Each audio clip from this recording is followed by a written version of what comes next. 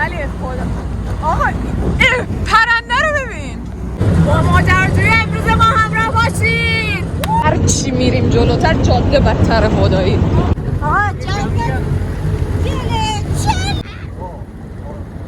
این دیگه ما خودمون یه دونه من الان پرت میشم به خدا.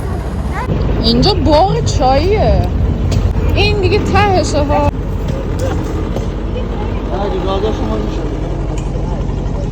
بالاخره به ته این جاده رسیدیم. بیا اوه اینجا رو نگاه کن. آبخور حیوانات. آره. الان ما چی؟